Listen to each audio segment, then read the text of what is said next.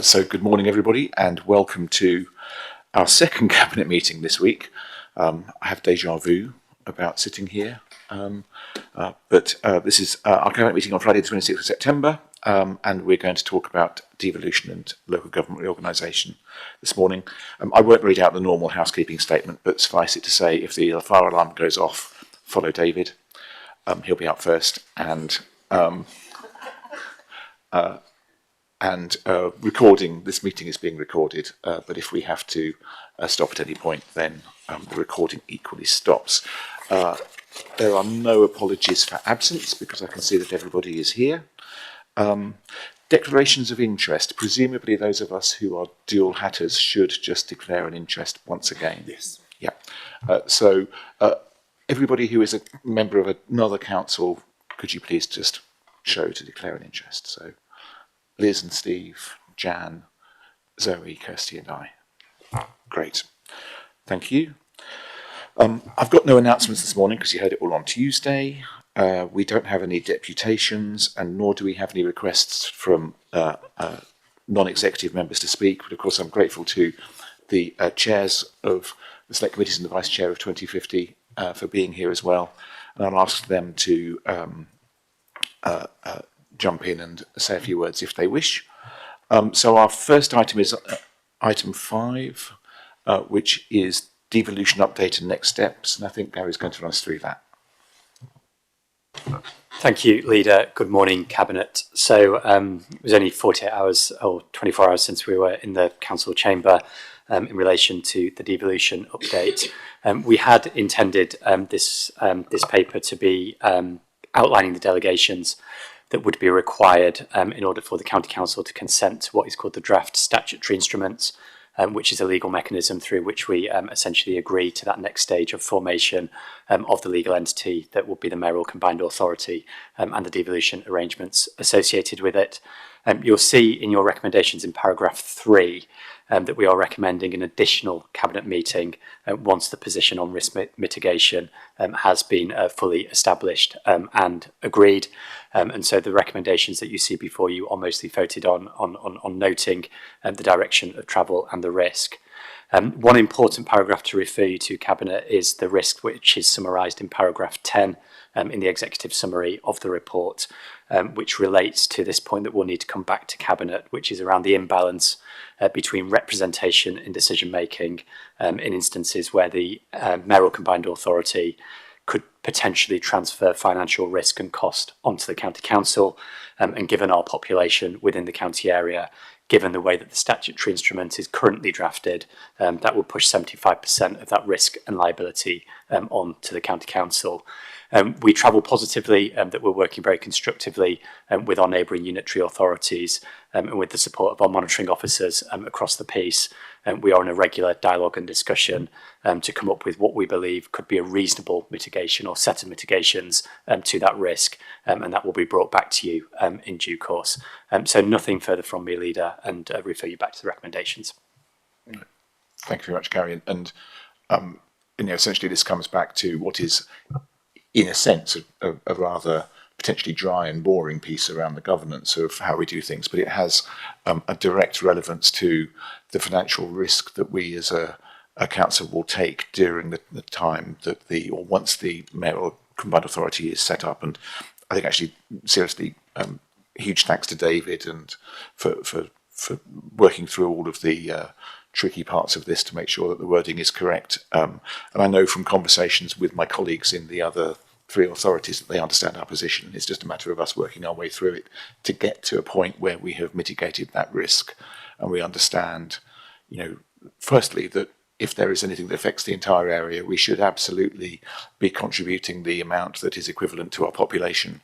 But in the event that it doesn't benefit our population, then we shouldn't be needing to pay the equivalent amount, and that something closer to the voting proportion that we have, or the weight of votes that we have, would be more appropriate. So we'll be back here on the 30th of October just to confirm that, and that gives us a few more weeks just to make sure that we've tied that down in a suitable way, and it doesn't in any way impact the timeline because the government won't be laying the statutory instrument until November. So we have more than enough time to resolve that.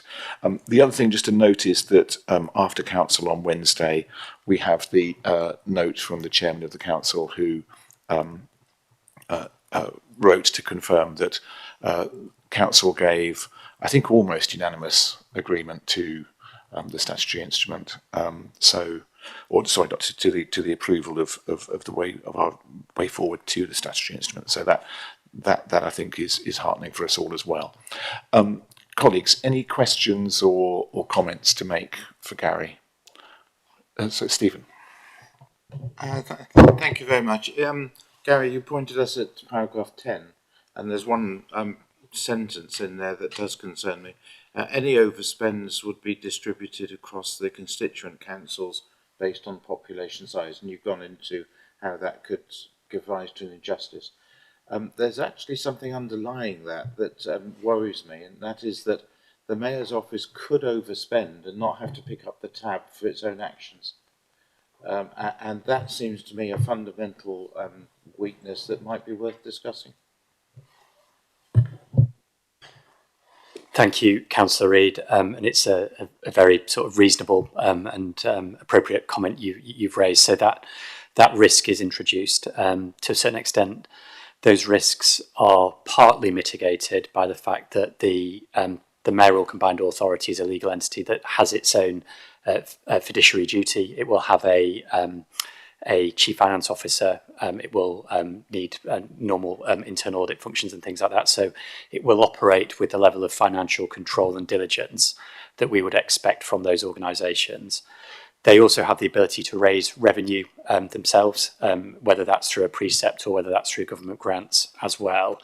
But you're absolutely right, Councillor Reid, that one of the areas of the statutory instrument risk that does concern us is the ultimate risk is underwritten by the constituent authorities. We are one of those 4 constituent authorities, and that level of risk for us would be at 70% because it's based on our population size. Yes, thank you. It would be nice if the mayoral authority with its own precepting powers had to take some of that risk as well.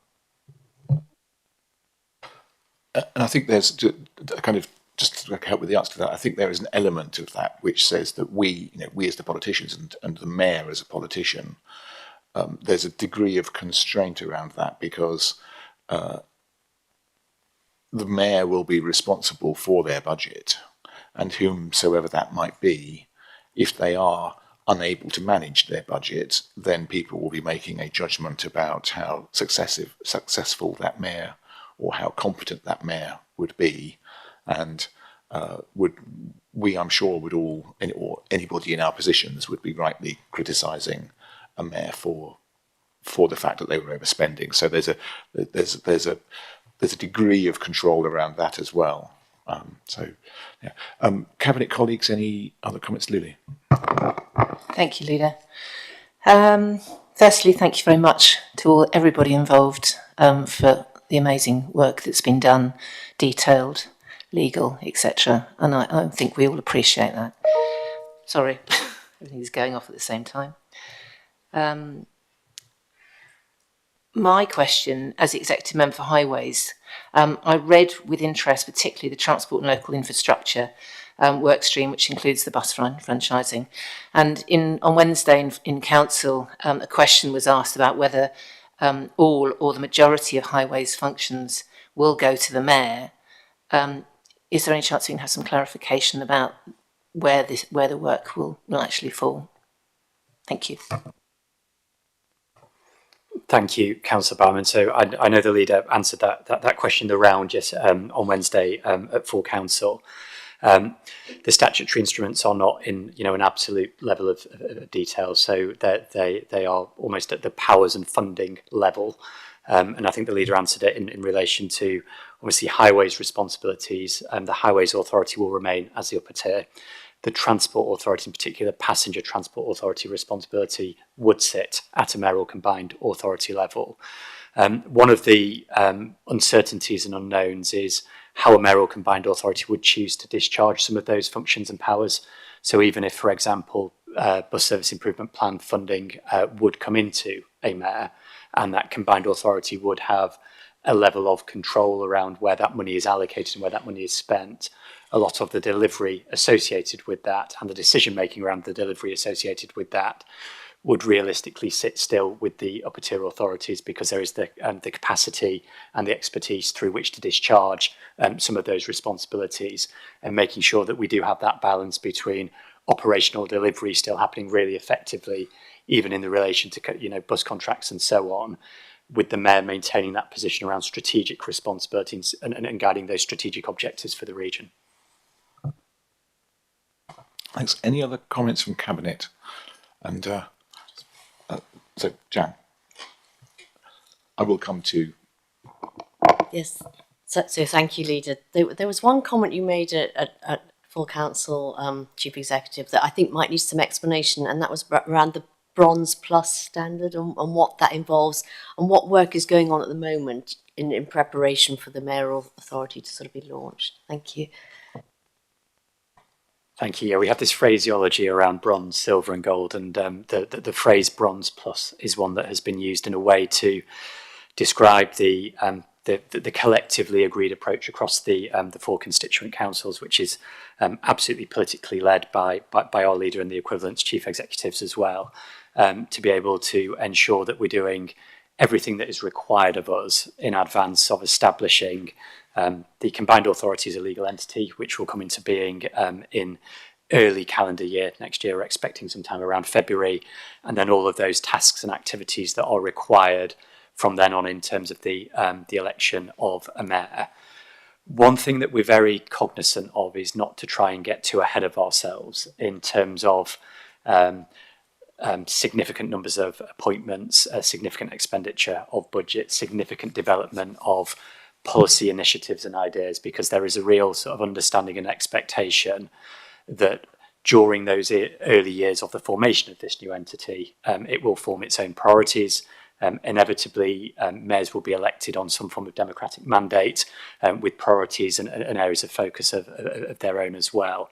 And so the principle of Bronze Plus Council of Warwick is to ensure that we've got all the practicalities and foundations set up to enable that new authority to operate effectively. How can it effectively take decisions? What is the basis of constitutions? Do we have statutory officers in place? There's some really practical things like giving it a bank account so it has the ability to pay invoices, receive money and discharge some of that funding early on. But the reason we've not almost gone for a silver or a gold approach is a real recognition that we do not want to get ahead of ourselves and be very respectful and cognizant around the mayoral combined authority under leadership of the mayor self-determining a lot of its future. Super.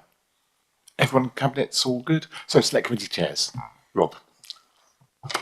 Thanks, Nick. I got one quick question, Gary, about timing. Paragraph 16 notes that the SI is going to come out in autumn, which I think ends on Tuesday. Do you have any visibility when we're going to get the full draft, or is it like the SEN report that might be delayed into October and November? Just as a matter of clarification, I think autumn ends on November the 30th. No, that starts September. It depends which version of autumn you're talking about. But yeah, I think we've got a bit longer. My question remains, do we have any visibility about when it's going to Parliament? Thank you. I won't get into a debate around exactly when autumn starts, middles or finishes. But Councillor McAtter, we have been in receipt of the draft statutory instruments, and so that forms the basis of both the information within the paper and the appendices. They are currently being finalised. So when we're talking about the statutory instruments, we have received versions of those, and officers have had the opportunity through our legal colleagues and also through our professional colleagues to be able to summarise those for purposes of the papers that you see before you today and comment on those. Some of those comments have been well received through various kind of forums and amended. Some of them, like the conversation we've had earlier around this imbalance that I've described in paragraph 10 in the report, is something where government have been very clear that those statutory instruments will not be amended and updated. What we're referring to within the report is aligned to what the leader mentioned, is at some point in the autumn, those statutory instruments will then be laid in Parliament and we will need to consent to them. We're expecting that to be sometime in November. My colleague here is just showing me the differences between meteorological autumn and astronomical autumn, and both do run until November, so we're safe. Colleagues, any other comments or questions? Bill? Just a point to note, Leader. Yesterday at the Hampshire Learning Disabilities Partnership, there was great concern about the future of transportation for people with learning disabilities, and obviously the companions and carers and complex carers that work with them. I explained to them about the devolution mayor and her responsibility for transportation, but their main concern was who will represent them at that level. So, shall I answer? Yeah. So I think I can't give you or them a definitive answer as yet. None of us can, because that is work that is yet to be resolved. But the construction of the combined authority. Remember, the mayor chairs the combined authority itself, which effectively is a committee of the leadership of the constituent councils, and currently there are 4 of us, and in the future, when and if local government reorganisation happens, that will change, but that's the structure we're looking at the minute. And there are questions of that type actually coming from every different sector of the community and of our stakeholders in the area, in Hampshire and the wider area at the minute. And so that could be posed just as well by, as it was, the Chamber of Commerce last week. And the way I think I see it working, and the way that we're certainly beginning to talk about it working, is that there will be various boards and committees, subcommittees of the combined authority that will represent each of those different sectors: community, the national parks, for example, the business community, the successor bodies to the Prosperity Partnership Board and the Solent Growth Partnership, for example.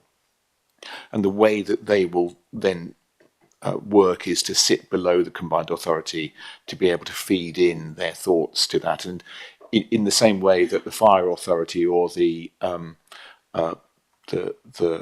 police, the board that sort of scrutinises the police commissioner at the minute, those entities will be sort of subcommittees of the combined authority, and that's likely how it will work. But it's not as yet tied down as part of the governance structure. That's something that we're working on to have ready for February, of course. And there will be no doubt the need to consult with all of our partners and all of the different sectors of the community that wish to be engaged in that process or that are affected by it before we get to that point. Thank you for that. I think the key point is that the people have lost the ability to go to work at 9 o'clock. And their companions that go with them have been greatly affected by the reduction of the bus service. And we need to ensure that actually, with the mayor being in charge of transportation, that the things that those people in our society have lost, we get back to ensure that they can do the things and have the lifestyle that they had previously. Yeah, I think that's, the lesson for, or the message for those people is that that's something that they need to engage with the mayoral candidates about, to lobby for whatever the solution that the mayoral candidates might be. That might have I would hope that one of the benefits of all of this, one of the reasons why we're doing this, is that the additional powers and the additional funding and the additional freedoms that we receive as a consequence of devolution give the combined authority the opportunity to have much greater impact and effect over all of those kind of issues than we currently can have, because of the pressures and the constraints that we face as a council. And so it's important that those voices now make their case to the mayoral candidates. So whomever of them is elected, I know you talked about a female mayor, and we might hope there's going to be a female mayor, but it could be any number of different people, and as a consequence, they all need to hear that voice, the voices of those that want those kind of services reinstated. So, any other comments, everybody? All okay. So we have recommendations in front of us, and pages 3 and 4 between paragraphs 2 and 5. I think I've been consistent throughout this, and I think it was unfortunate that there was a suggestion in part of the debate, the very short debate we had on Wednesday morning, that there was some kind of suggestion that this hadn't been carried out in a collaborative or a collegiate manner, and that's far from the truth. Starting last year, the leaders of the Isle of Wight and of Portsmouth City Council, of Southampton City Council, have been fantastic in putting all sorts of challenges aside to find a way through this with me. And we have equally been collaborative and collegiate with them in finding a solution. And the solution that we have found, and the paper that we have in front of us and the paper that we will have in front of us on the 30th of October, provide us with a fantastic opportunity for Hampshire and the Solent and the Isle of Wight.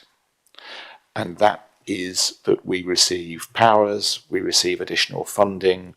As I said, we hope to have an amount of funding that is one of the largest ever given to an area at the commencement of its devolution process. And all of that will improve the lives of the people of all of our councils. And that focus from everybody who has worked upon this has shone through. So to suggest in any way that it hasn't been a collaborative process is entirely wrong and entirely misled. And it's unfortunate it came from one of the mayoral candidates as well. But that said, the prize is almost within our grasp, and it is absolutely worth winning. We've got a little bit more work to do just to make sure that the risk is managed and mitigated to the best it possibly can be. But I'm sure we'll be able to get over that line. So I recommend this to you. All of those in favour? Okay, super. That's carried. So the next one, next item is perhaps the more tricky of our two items, local government reorganisation proposal to government. So Gary is going to introduce it again. Thank you, Leader. I'll keep this brief because, again, this is a topic that has been discussed at length at many forums over the last 6 to 9 months. I just wanted to start with the professionalism and the extent of the work undertaken, and that privilege that I have as the Chief Executive and the key professional responsible officer in the organisation for what I describe as a job really well done, and that real sense of pride that I've got today presenting to you the submission and all of that work and diligence and professional rigour that has gone into the process that we've undertaken and the documents that you see before you. I hope that all councillors have felt really well supported and briefed and educated during this time. I think I know better than anyone how complex this piece of work has been across a number of very, very interdependent and complex work streams. And what we've really endeavoured to do as officers throughout the process, starting in January, February, early this year, is make sure every single member of this county council has had the opportunity to engage, and they've had the opportunity to debate, and they've had the opportunity to ask questions and satisfy themselves accordingly. I went back online and counted the number of briefings that we've done. So there have been 7 formal member briefings. One of those briefings was a whole day in person in Ashburton Hall. And so I do thoroughly sort of commend the work that has been done by a number of officers across my teams, just in terms of that support and education that has been given to all members and also specifically yourselves as Cabinet. The other thing just I wanted to introduce, which sort of extensively picks up the work that has been performed since you last met as Cabinet in July, is that continued engagement with partners and stakeholders. It has been really important. There's very little we do as local government which doesn't operate as a wider public service system in terms of that interaction with our partners, our residents, our communities, and whether that's a voluntary sector, whether that's our friends and colleagues in the NHS, the blue light services, businesses, our universities, our education colleagues, that list goes on and on. and hopefully you'll see reflected very clearly within the report that listening exercise that we've continued to do with all of those partners, residents and communities. The event that we had again here in Ashburton Hall for a whole day with all of our parish and town councils, to make sure that those views have been appropriately reflected, and both the opportunities, the challenges and risks that have been fed from those conversations have all been fed into the papers before you today. The final point I just wanted to draw out was around the financial assessment, and just really emphasise, members, the professional rigour that has been undertaken in terms of that financial assessment. You'll note within your papers the 3 external consultancy firms that have been used to support that bottom-up assessment and work that has been done. But to re-emphasise the point that Carolyn made when she was in the seat a couple of months ago, that has all been conducted under the leadership and oversight of our Section 151 officers. So pay a huge debt of gratitude to Andy and his colleagues in our finance teams, but also Matt Tiller, the Section 151 at East Hampshire District Council, who has brought that breadth of experience as an individual who has both been through reorganisation, but also that blend of approach across both the upper tier and lower tier as part of the process. So a huge thank you to a number of organisations, none more so than East Hampshire District Council, and the really collaborative work we've done with Jill Nella, David Brown and their team, and very proud and privileged Cabinet to recommend paragraphs 3 to 7 of the report, and would welcome any questions. Gary, thank you very much. So let's just talk about any questions first. So Select Committee Chairs, do you have any questions rather than comments? No? All good. Cabinet, any questions? I think we probably questioned out on local government organisation. Therefore, any debate and comments? Select Committee Chairs? Juliet. First of all, I want to reiterate our gratitude as members to all the officers. Gary, your presentations were so helpful, and we felt very carried along through the process, and thank you for all your work on the financial side as well. That was really, but the debate was very interesting and very comprehensive. The one thing I really want to say, from my point of view, yes, it is our duty to represent our residents, that's vital, but our other very important role is to give a voice to those people who wouldn't have a voice unless we give it to them. And I'm talking particularly about our children who are looked after. I'm talking about our vulnerable adults. And I feel we have a duty when we're looking at all these decisions to make a decision that would best serve them as well.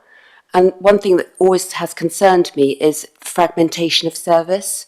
And I feel this option is the best way forward to avoid that.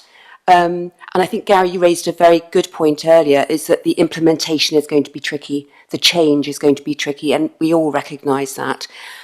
My final comment is I don't think local government reorganisation is the answer. I think fairer funding is the answer. But we're not in a situation where we can just choose that option. And Nick, thank you for working so collaboratively.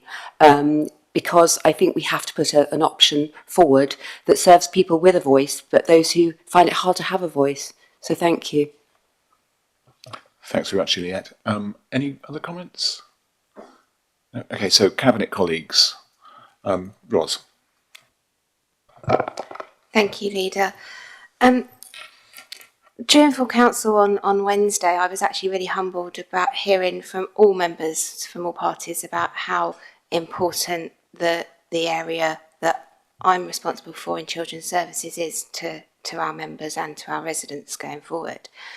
We are, and we've just heard it from Councillor Henderson as well today, we are an outstanding authority when it comes to children's services. We work so hard, all of our staff do, to make sure that our most vulnerable children are safe and looked after. And for me going forward, I think that is one of the most important things, that however this looks, and I think the proposal we have before us today is the best option for that our young people and families that need the support of a local authority continue to get that support and receive what they need. So I think that the option today is our best option for that. Thank you. Thanks. Liz? Thank you. I'd just like to echo some of the remarks made already. But in all honesty, my preferred option would be to agree with what Keith said, that we have a unitary Hampshire. We deliver excellent services across the whole of the county. And the thought of disaggregating them doesn't really go down well with me, because there is always a risk when you disaggregate something that people fall through the cracks. The option we've got before us, B2, is probably the best option, because at least there are existing services within each of those authorities. And yet I still worry that we will lose the impact of our children's services, that will be toned down. I'm worried that they will not take forward our work in adult services with extra care, with looking after vulnerable people, with, as Bill said, the Partnership Board for People with Learning Disabilities. I'm not aware that the other authorities even do that. I think we are, again, one of the prime leaders in doing this sort of work. And I would hope that we can fight very hard to keep that by using option 4, B2, and spread the good word out. Thanks, Stephen. Yes, thank you. And that the chairman of the County Council complimented the council on its debate a couple of days ago, and that there were some important points that were made. It started off with Keith House from the Liberal Democrats. He was centring on localism, and the counter-argument centred on service delivery. And localism leads people to want smaller unitary authorities, and service delivery concerns lead people to wanting to have larger unitary authorities. And also, perhaps a little cynically, I note that if we had very few unitary authorities, it would probably undermine the position of the mayor in terms of the mayor not being able to chair a committee of local voices. But I look back at the Chris Chope decisions that were made in the 1990s, and I think by common consent, the solution for Berkshire, where he was an MP at the time, ended up with too many unitary authorities, some of whom have struggled since. And indeed, if I read the newspapers correctly, West Berkshire is now considering merging with some of its Oxfordshire neighbours to increase its size.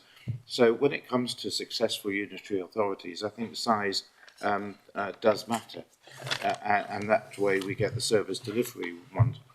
And in Liz and my area, where we are interfacing with the NHS, we're interfacing with a huge national organisation that divides itself up into huge local organisations.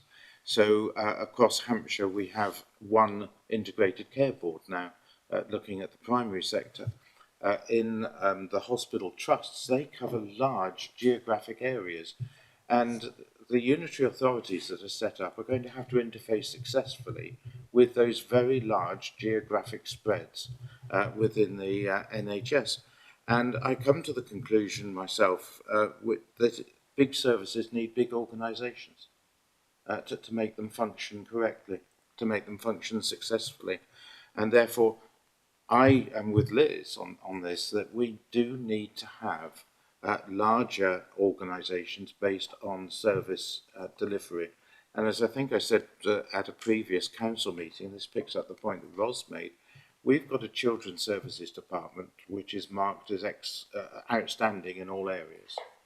Is it not part of her duty, as far as we can, to hold that together so that we continue to supply outstanding services? And the same applies with adult social care, where we do an extremely important job. We save lives, basically, in both of those areas, and we need to keep those disciplines working well. So I come down on the side of service delivery rather than localism, which causes me to support the recommendations that are before us. Super, thanks. Zoe? Thank you, Leader. My area of responsibility for Cabinet is on transformation and people, so I just want to spend some time focusing on that. And follow on from Stephen then, the question has always been how we deliver for our people now and in the years ahead, and the strength we build in our people and teams here in our organisation as we transition. But I also want to begin by acknowledging the strength of feeling in the chamber yesterday. There were genuine concerns that were raised about pace, geography, identification, risk, a local voice, but there also was the need that we should be submitting and being that voice to government. And while we may differ on opinion, we cannot and do not differ on our duty to serve and to be and do the best. We still have that duty to serve, to ensure that services and local councils themselves are here not just for today, but for tomorrow and for many years to come.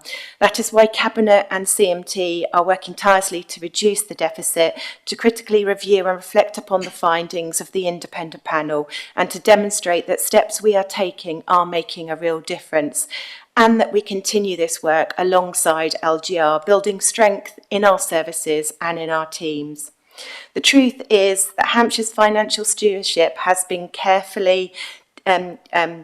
careful, disciplined and responsible. The latest financial update this week, we heard, shows a forecast underspend, but we all know that pressures are real and the LGR is not the answer. And Juliet, you voiced that concern, and actually it's about reviews and fair funding reviews. Yes, demand-led services like adult social care remain a challenge, but we are meeting those pressures head-on, planning responsibly for the future and continue to drive improvements and transformation. And we will continue to do that as we navigate LGR. That is the foundation on which any reorganisation must be built upon. I have been really appalled and disappointed over the last month and actually in Chamber yesterday regarding some of the comments of political members and from those of other councils, comments that question Hampshire's commitment or cast doubt on our professionalisms and our officers.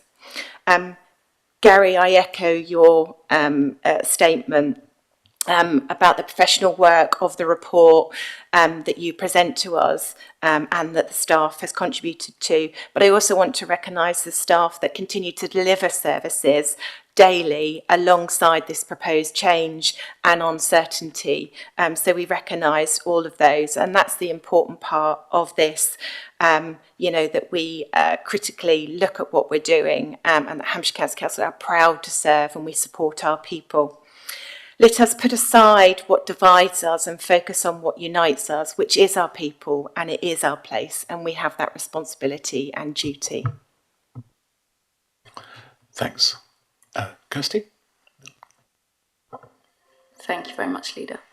As we proceed with the Labour government's plans to force change upon us, let us remember that many of us would have come up with different solutions had the question and the criteria been our own. Instead, criteria was set centrally. The submission before us is the County Council's best stab at meeting that set of criteria. It's distracted us from the day job for the best part of a year, when what we would actually like to have focused on was getting a fair share of funding for Hampshire residents and provide security and certainty over public services. And those sentiments were shared by many members at our full council meeting earlier this week and here today, thanks to Councillor Henderson. Instead, councils have been pitted against each other when they should be working more closely together. With bids being submitted, I have three hopes for the coming months. Firstly, that the government have beefed up the Ministry of Housing, Communities and Local Government in Whitehall, with the manpower to actually give full and proper attention to these bids being submitted to them. Not just in Hampshire, but across all the priority areas in England. It will certainly involve a lot of reading. Second, that when the government embarks on its public consultation, that many residents take the opportunity to respond and guide their thinking, for they decide. And finally, that whatever the outcome of this wholesale change, that while there may be differences, we come together to discuss how services can be delivered, scaled up or scaled down, to continue to serve their populations, and for those in our care and receiving our support, a seamless transition can be expected. We must never forget that what residents want from us is thriving town centres, their bins collected, roads maintained, excellent schools, great access to the countryside, and to know that care is available for the most vulnerable in society as and when they need it. There are certainly improvements for waste which could be realised quickly by operating at a larger scale, both for residents recycling more at the curbside and reducing costs to the taxpayer by merging budgets and operating at that increased scale. Ultimately, Chairman, the process will be what we make of it. Some have opted to wish it away, but the fact of the matter is change is on the agenda and it will be how it is enacted that will be remembered. Thanks, Kirsty. Steve. Thank you, Leader. A lot of good words have been said today, and I listened to most of the district debates over the last couple of days. In fact, I had a very late night last night, both listening to the Hart one and the Rushmore one, which was hard work. Having options and having different views is really sensible, and it's reasonable in a democracy. It's notable that, as has been said by some colleagues, many of our councils don't currently work together effectively, playing the blame game. That doesn't help our residents.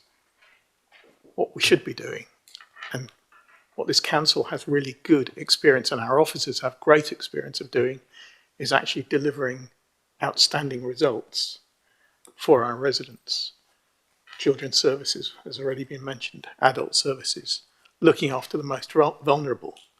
But we do so much more that isn't seen and isn't talked about because it just works. We deliver great services.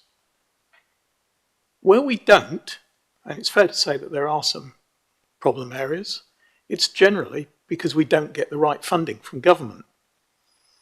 And by working together effectively, we need to get the right funding and the right flexibilities, something we've lobbied for, so that we can make those local decisions that are in our residents' best interests. In terms of proposals, there's no right or wrong, and there's no winner based on what we're doing, what the T12 group is putting forward.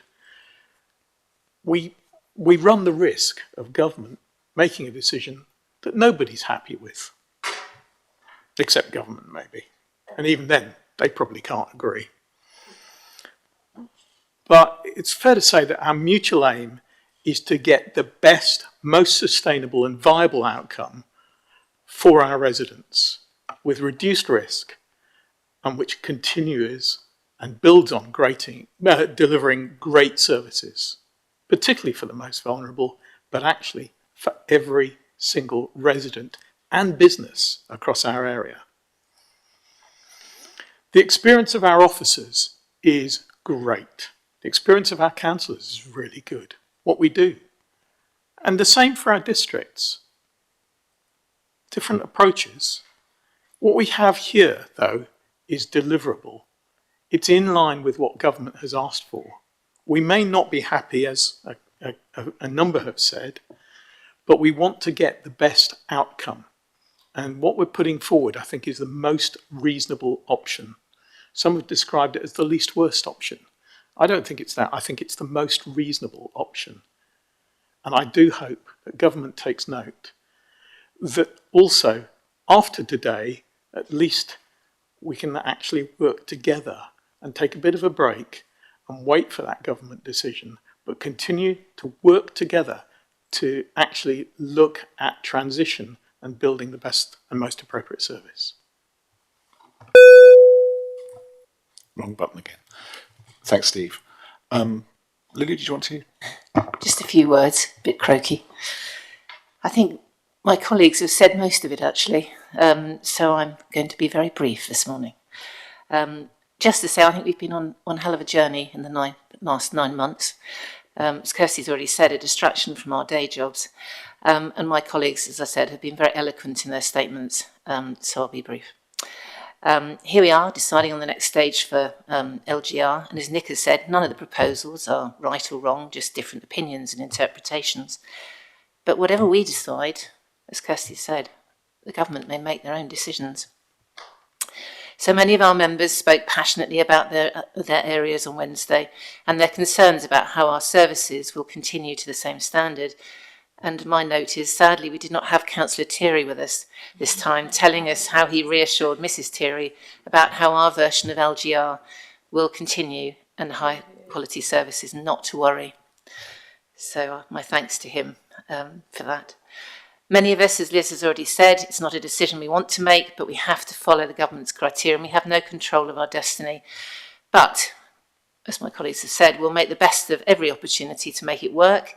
And as Gary has described extensively the work that's been carried out, and once again, thank you to everybody involved, and particularly to East Hants. I know our colleagues there have done a fantastic job, so thanks for that.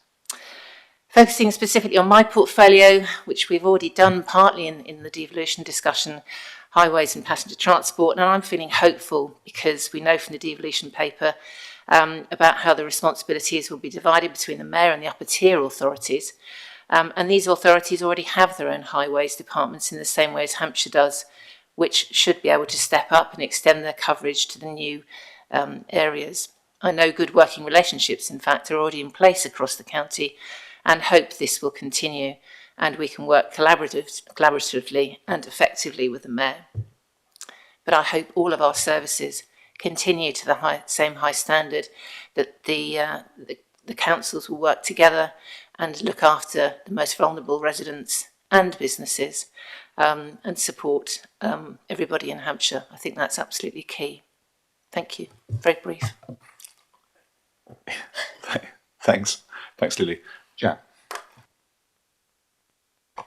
Thank you, Leader. And I just wanted to echo all of your words, really, and really draw attention to something that's provided a really strong evidence base for us all, and that is the financial analysis. And one of my colleagues mentioned that one of the district leaders hadn't managed to read all the 700 pages, and I urge you, if you don't manage to do that, which I know all of us have done, but have a look at page 271 onwards, because that is the financial business case that underpins absolutely everything we've been talking about for the past few months. So I wanted to thank Andy and his team and his colleagues in East Hampshire, because I know you've been working on this very hard. Obviously, you've built this case in a few weeks, essentially, but it's absolutely rock solid and makes a very interesting and very straightforward reading. So please do take a look at that. And I know Andy's done this at a time where he's also had to respond to the fair funding formula consultation, which will be a significant impact on us as a local authority. So thank you to your team. Please thank them from us as a cabinet and pass that on to East Hampshire as well. Thank you, Leader. Thanks very much, Paul. I think I would echo everything that everyone has said around the table. And thanks to all of our officers, to Gary and Andy, to Emma, to Christopher, who has led all of the work. And this has been an enormous piece of work. And it's an enormous piece of work that has touched upon every single part of what we do. And we should be very proud of it. That work has been enormously enhanced by the partnership that we've had throughout with East Hampshire District Council. And we've said thanks to their team, but we've not said thanks to their political leadership. And Richard and Andy, the leader and deputy leader, and Rob and his cabinet colleagues in East Hampshire have been hugely supportive and helpful in challenging us in part, and also in sense checking everything that we've done from that district perspective. And they will take our partnership forward in looking at the pilots for neighbourhood areas and neighbourhood engagement as we begin to think about ways by which we can help shape further the experience and the creation of the new authorities. So thank you to them. Richard Millard has shown enormous strength and courage and determination and leadership throughout in supporting the county council at a time when we maybe haven't been the most popular amongst some of his district and borough colleagues. My particular thanks to him, because it's been fantastic to work alongside them. I look forward to continuing to do so. And part of that has also been that we have made sure that our East Hampshire colleagues are included in all of our briefings.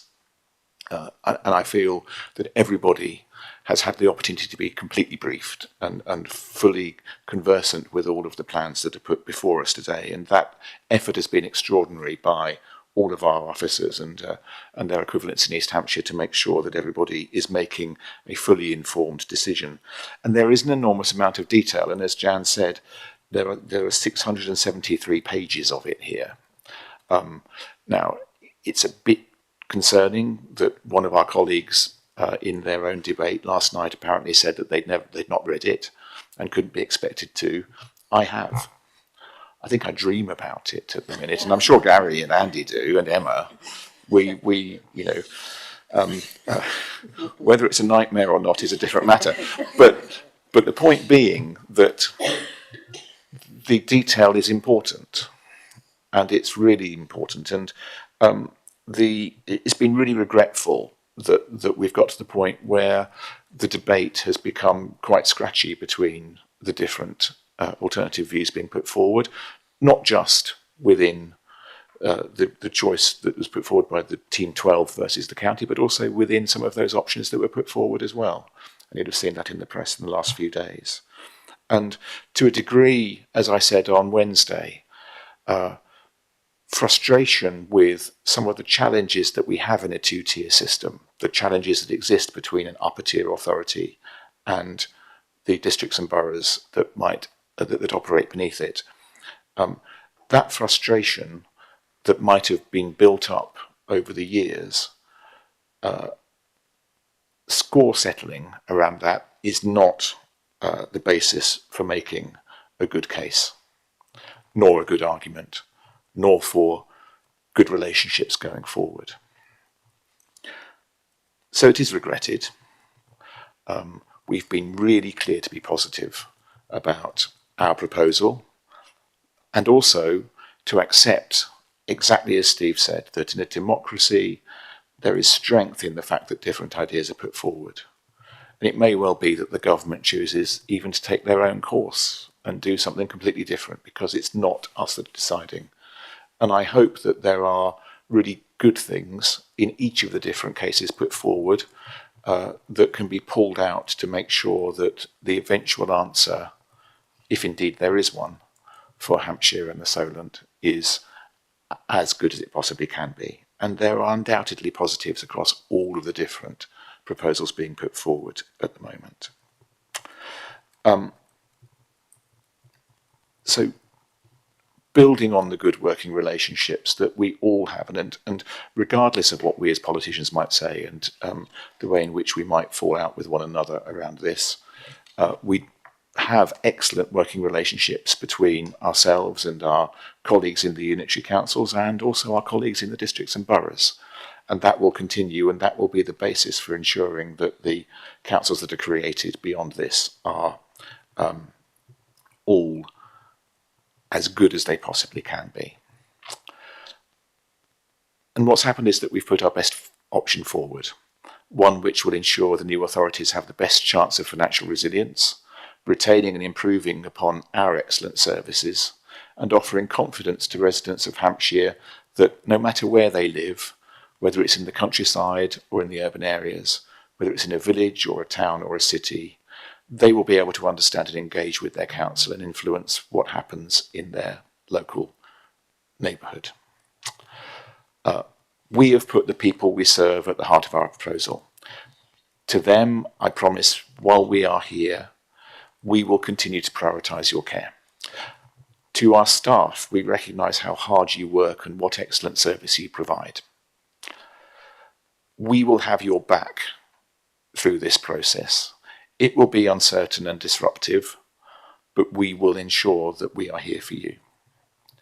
And to the people of Hampshire, what I would say is that we will work competently and professionally with all of our colleagues to manage this process, using our experience to ensure the best possible outcome.